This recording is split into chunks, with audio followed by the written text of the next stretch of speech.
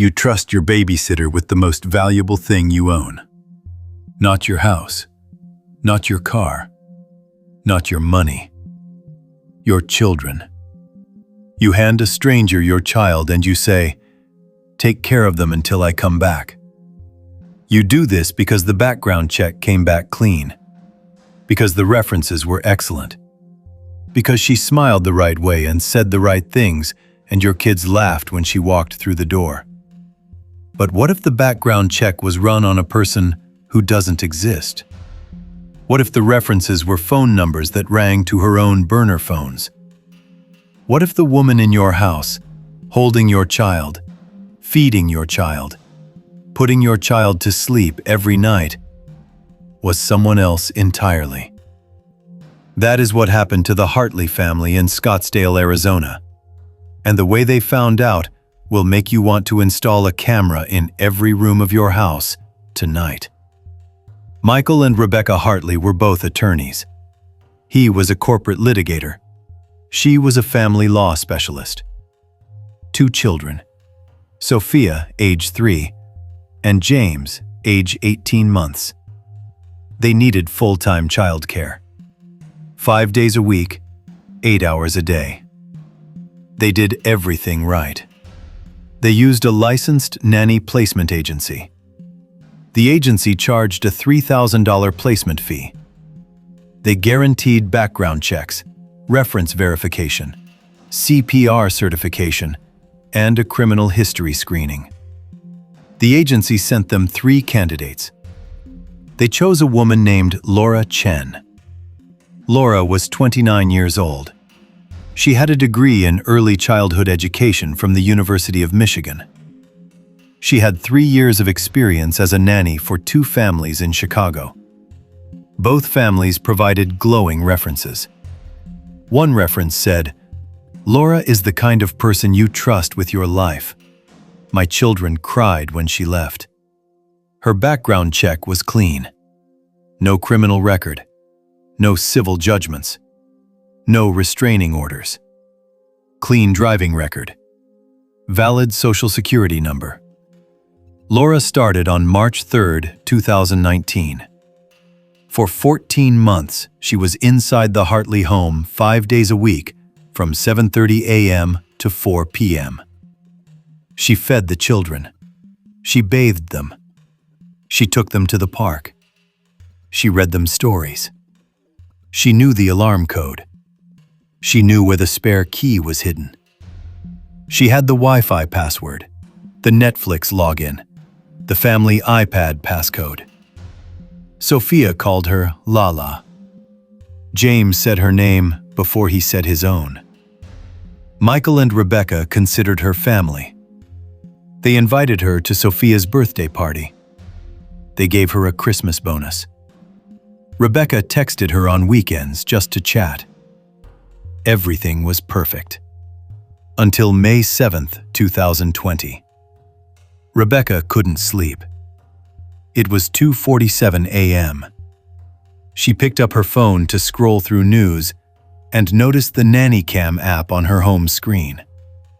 They had installed a single camera in the living room when the kids were born. Standard precaution. They checked it occasionally during the first few months, saw nothing concerning, and mostly forgot about it. That night, out of pure boredom, Rebecca opened the app. The live feed showed the living room. Dark. Empty.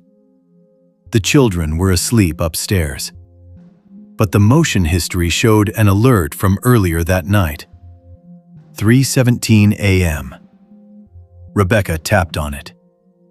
The footage showed Laura inside their house at 3:17 a.m. Laura was not scheduled to work that day. She had not been given permission to enter the house. The family was asleep upstairs. In the footage, Laura walks into the living room from the kitchen. She is carrying a canvas bag. She moves calmly, deliberately, without rushing. She goes to the bookshelf. She removes a decorative box from the top shelf. Inside the box is an envelope where the Hartleys keep emergency cash. approximately $2,000. Laura removes the cash. She puts it in her bag. Then she walks to Michael's home office, which is off the living room. She sits at his desk. She opens his laptop. The laptop is not password protected because it's inside their home. She opens his email.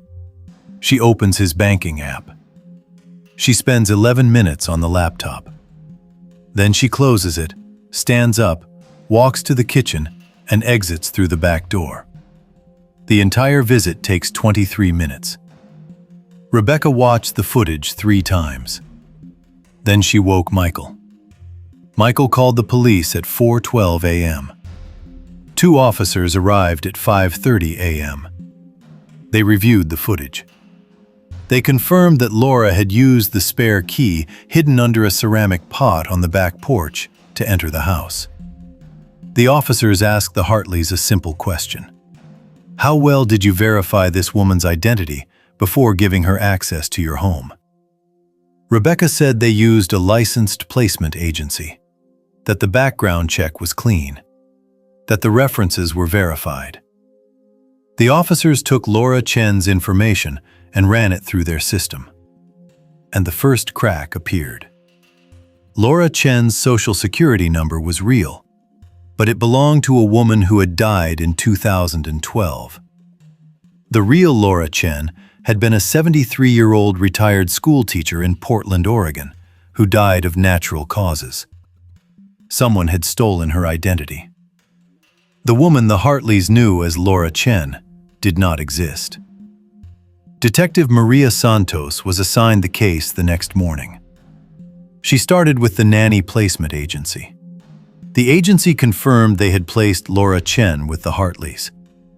They confirmed they had run a background check. They confirmed the references. Detective Santos asked for the reference phone numbers. She called the first number. A woman answered. She spoke warmly about Laura and confirmed everything in the reference letter. Santos asked the woman her full name and address for the police report. The woman hesitated. Then she hung up. The phone number was a prepaid burner, untraceable. Santos called the second reference number. Same thing. A warm, detailed reference. A woman who seemed to genuinely know Laura. Santos asked for identification details. The woman hung up. Both reference numbers were burner phones. The references were fake. The background check was run on a dead woman's identity. The degree from the University of Michigan did not exist. The woman who had been caring for Sophia and James Hartley for 14 months had fabricated everything. Detective Santos obtained a warrant for the address Laura had provided to the placement agency. It was a UPS mailbox at a strip mall in Tempe. But Laura had also listed an emergency contact on her employment form. A sister named Diana Chen, with a residential address in Mesa, Arizona. Santos drove to the Mesa address. It was a single-story rental house in a quiet residential neighborhood. She knocked. No answer. She obtained a search warrant based on the identity fraud evidence. What she found inside that house changed the scope of the investigation entirely. The house was organized meticulously. Every room was clean.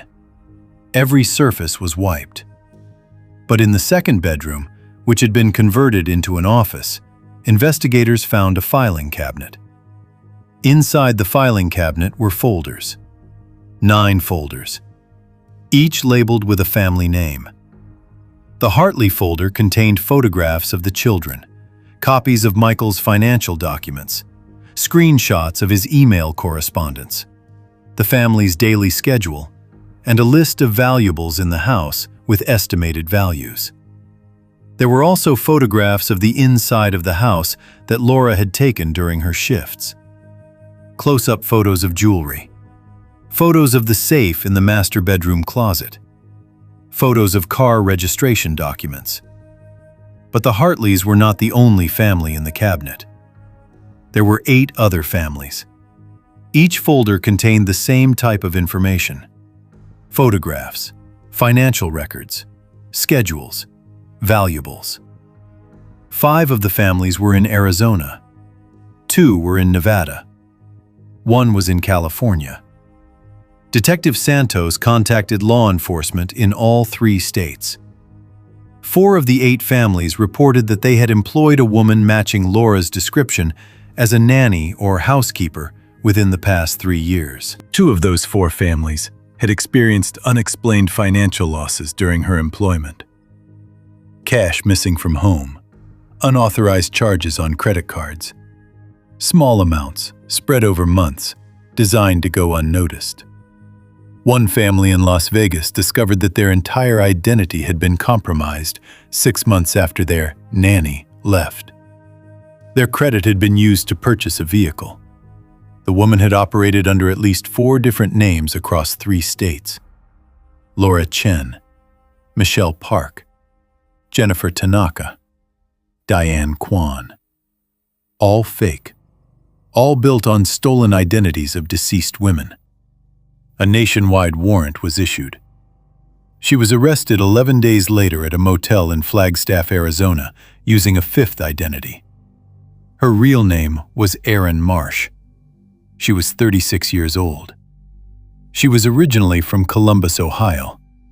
She had a criminal record under her real name: 2 counts of fraud, 1 count of identity theft, a conviction for burglary in 2009.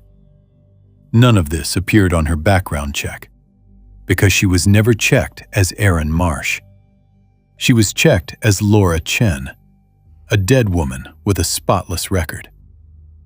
Erin Marsh was charged with 14 counts of identity theft, 9 counts of fraud, 4 counts of burglary, and 2 counts of endangering the welfare of a child. During her arraignment, the prosecution revealed that Marsh had stolen an estimated $340,000 from the 9 families over a 3-year period. She had gained access to their homes by becoming the person they trusted most: their children's caretaker. Rebecca Hartley gave a victim impact statement at the trial. She said, "I handed this woman my daughter every morning. My 18-month-old son learned to say her name before he learned to say mine. She sat in my kitchen. She ate my food. She kissed my children goodnight. And the whole time, she was photographing my jewelry, copying my financial records, and walking through my house at 3 in the morning while my family slept. The background check said she was safe. The system that was supposed to protect my children failed them completely." Erin Marsh was convicted on all counts. She was sentenced to 14 years in federal prison. The nanny placement agency was sued by 6 of the 9 families. They settled for $2.3 million. The agency closed permanently. Detective Santos later said in an interview, "In 20 years of police work, I have never seen someone build a lie this complete. She didn't just fake an identity. She created an entire person. References, education, work history, personality. She walked into people's homes as someone who does not exist, and she made them love her. That is the most dangerous kind of criminal, the kind you invite in." 9 families, 4 names, 3 states, 14 months inside one home. And it all started because a background check couldn't catch a ghost. The next time someone walks through your door to watch your children, ask yourself this: did you verify who they are? Or did you verify who they say they are? Because those are 2 very different things. If this story stayed with you, subscribe to Ashes of Trust, because tomorrow's story is even darker.